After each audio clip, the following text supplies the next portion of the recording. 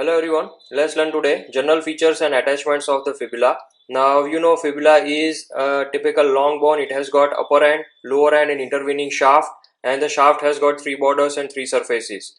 Now the fibula is a lateral bone of the leg and it is morphologically homologous with the ulna of the forearm. Now this is right fibula I have, and for side determination you can see my separate video. So this is upper end which is expanded all around, and this is lower end which is flattened from side to side and expanded from before backward, and here is a malleolar fossa. Now let's see upper end. As you know, upper end is expanded all around and it has got mainly three features. Number one is a flattened articular facet. Now this flattened articular facet will articulate with its corresponding articular facet on the posterolateral aspect of the lateral condyle of tibia. Now this is right tibia I have, and this is lateral condyle, this one is medial condyle. So along the posterolateral aspect of lateral condyle you will find a similar articular facet. Let me show you. Here it is, and these two together will articulate to form a plain synovial joint which is superior tibiofibular joint, like this. Now posterolateral to this flat articular facet, the upper end bears a styloid process. You can see over here. This is a bony projection posterolateral to the triangular surface, and this is providing attachment to fibular collateral ligament. Now fibular collateral ligament morphologically represents the degenerated part of tendon of peroneus longus muscle. Now in front of styloid process you can see a slopy area, and this provides insertion to biceps femoris in a C-shaped pattern. Now next to the head is a constricted part which is called as neck, which is continuous below as a shaft. Laterally the neck is related to common peroneal nerve, whereas medially it is related to anterior tibial vessels. Now we know the shaft has got three borders and three surfaces. The borders are anterior, medial or interosseous and posterior borders, and in between these there are three surfaces: medial, posterior and lateral surfaces. Now to identify the borders it's a bit tricky, and for that you will have to look for the lower end. Now this is lower end, and along the lateral aspect of the lower end there forms a triangular area over here, you can see, and this triangular area above at its apex is continuous as anterior border. So if you find the triangular area on the lateral aspect of the lower end, if you continue from its apex, that will identify as anterior border, and you'll have to trace it up to upper end. So this is anterior border. Now medial border is just next or just medial to the anterior border, and for that you will have to look from above downward. So if you trace the anterior border first, next to the anterior border, just 2 to 3 millimeters medial to it, you can see over here, this is medial border. Okay, and between anterior and medial border is the narrowest surface, which is medial surface. It is just measuring 2 to 3 millimeters wide. So this is anterior border, this is medial border. Now medial to that there will be a depressed area, particularly in the middle part. You can clearly see this, or concave area. Medial to that concave area there is a sharp margin, and this is termed as medial crest. So first you'll have to identify anterior border, and then you'll have to move anti-clockwise. So after anterior border you will get medial border, in between these two you will get medial surface, then medial to that you will get a depressed area, and still medial to that there will be a sharp bony margin, that is medial crest, and still anti-clockwise beyond medial crest you will get another border, and that is posterior border.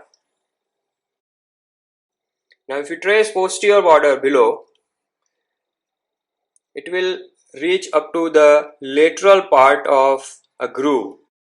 At the lower end there is a posterior surface that bears a groove for tendon of peroneus brevis and longus, and along the lateral margin of that groove is the continuation of posterior border.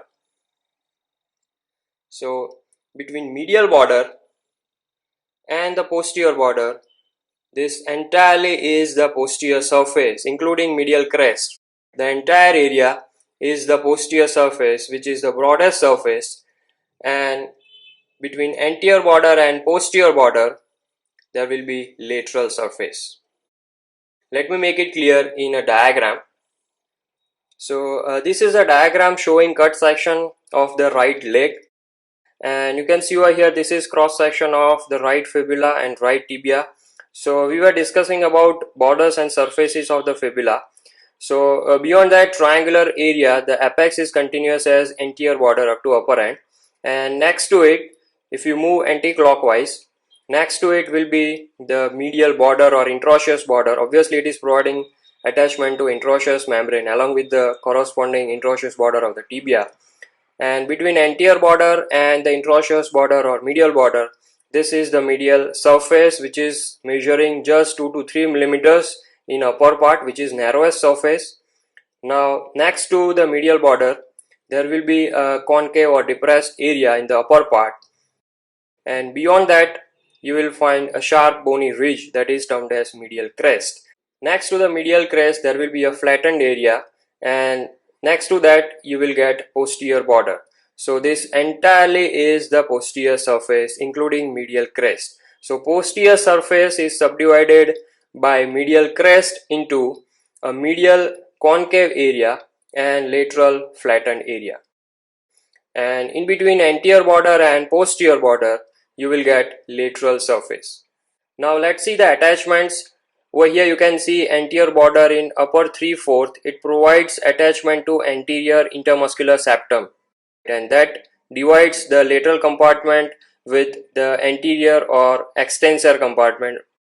So over here we will get extensor muscles, over here we will get peroneus muscle. So this is anterior intermuscular septum. Similarly, the posterior border provides attachment to posterior intermuscular septum in its upper 3/4, and that divides laterally oriented lateral compartment or peroneal compartment with the posteriorly oriented flexure compartment. So here we will get flexure muscles. So this is anterior intermuscular septum, this is posterior intermuscular septum, and this dotted line is suggestive of deep fascia of the leg.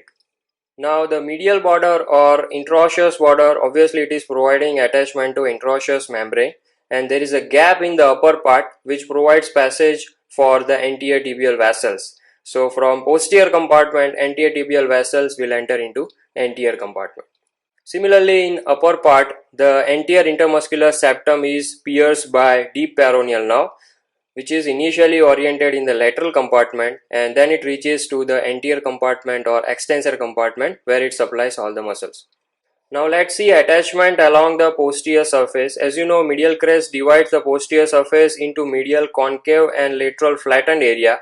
The medial concave portion provides attachment to tibialis posterior in its middle part over here, whereas this lateral flattened area in upper 1/4 it provides attachment to soleus, whereas in lower 3/4 it provides attachment to flexor hallucis longus muscle. The medial crest itself provides attachment to an intermuscular septum which separates the tibialis posterior from other flexor muscles. Now let's see attachments on the lateral surface. As you know, it extends between anterior border and posterior border. Let me show you in a diagram.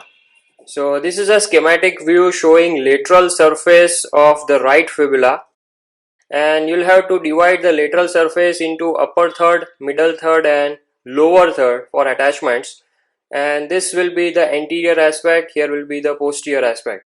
So if you see the attachments, the peroneus longus muscle takes origin from the entire upper third of the lateral surface and posterior half of the middle third of lateral surface. So this is how the peroneus longus takes origin. Similarly, from the anterior half of middle third, an entire lower third provides origin to peroneus brevis. So two muscles are taking origin from lateral surface, peroneus longus and peroneus brevis. Now let's see attachments along the medial surface. As you know, it extends between anterior border and medial or interosseous border. So this is medial surface, which is narrowest between anterior border and medial border, measuring just 2 to 3 millimeters in middle part. Now again, to understand the attachments along the medial surface, let's see a schematic view. This is medial surface of right fibula showing upper end, lower end, anterior and posterior aspect, and three muscles are attached along the medial surface. To understand the attachments along the medial surface, you will have to divide the medial surface into upper 1/4, middle 2/4 and lower 1/4. So in the upper 1/4 and anterior half of the middle 2/4, over here you can see there is attachment of extensor digitorum longus. Now in the posterior half of the middle 2/4, medial surface provides origin to extensor hallucis longus muscle, and in the lower 1/4 throughout, the medial surface provides origin to peroneus tertius muscle. The tibialis anterior muscle, which is a fourth muscle of the extensor compartment, it solely takes origin from tibia. Now in the lower end, as you know, along the lateral aspect there is formation of a triangular area, and basically the anterior border splits to form this triangle. So the anterior and posterior limb of the triangle are nothing but splitting of the anterior border. So if you hold it in anatomical position, the anterior limb of this splitted anterior border, it provides attachment to superior extensor retinaculum, whereas the posterior limb, it provides attachment to superior peroneal retinaculum. Now in the lower part of the shaft medially, you will clearly see a rough area, and this roughness is because of attachment of a ligament that is termed as interosseous tibiofibular ligament, that is basically joining lower ends of tibia and fibula. Let me join both. So if you see the lower end of the tibia, along its lateral aspect there is a corresponding rough area, and these two together, they are connected by a strong ligament that is termed as interosseous tibiofibular ligament, and that forms inferior tibiofibular, which is the syndesmosis type of the joint. Now let's see lower end of the fibula. As you know, it is flattened from side to side and expanded before backward. It has got three surfaces plus one anterior border and an inferior notch. The surfaces are lateral, medial and posterior. The lateral surface is the continuation of the triangular area that we have seen below the anterior border. So this is lateral surface of the lower end, and it is subcutaneous and it is forming lateral malleolus. The medial surface bears two important bony landmarks: anteriorly oriented triangular articular facet, and this articulates with corresponding articular facet along the lateral aspect of the talus, and along with the tibia together these three form ankle joint. Let me show you the same. So this is right articulated foot and this one is talus, and along its lateral aspect you can see a triangular articular facet which articulates with the corresponding articular facet along the medial aspect of the fibula at its lower end like this. And if you join tibia from medially together, these three will form ankle joint like this.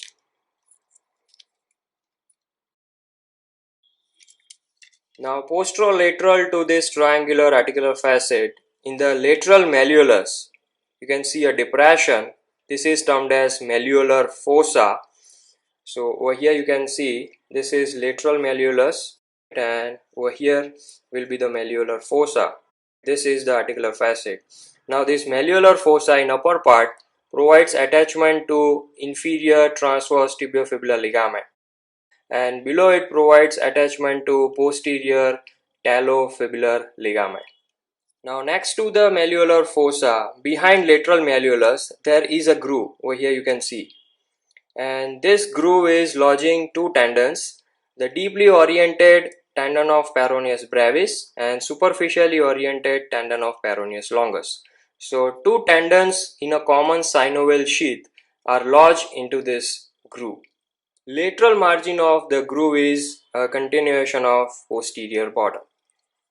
The anterior border provides attachment to anterior talofibular ligament. Now inferiorly there is a notch, you can clearly see this, and this notch provides attachment to calcaneofibular ligament.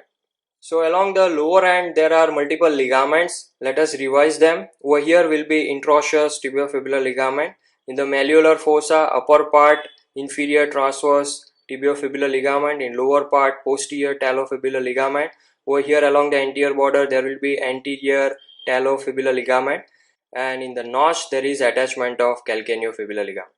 Now if you see the shaft along the medial crest, you will get a nutrient foramen, direction of which is downward, so upper end is growing end, and nutrient artery is given from peroneal artery which is related along the medial crest. So let's revise borders and surfaces of the shaft. First comes the anterior border above this triangular area beyond the apex. Then anti-clockwise will come medial border. Between these two will be medial surface, which is narrowest. Then comes a concave area. Beyond that will be the medial crest. So here this is medial crest. Beyond that will be flattened area. That is part and parcel of posterior surface, and beyond that anti-clockwise you will get posterior border. Between posterior border and anterior border will be lateral surface. So this is regarding general features and attachments of the fibula. Hope you understood well. Thanks for watching.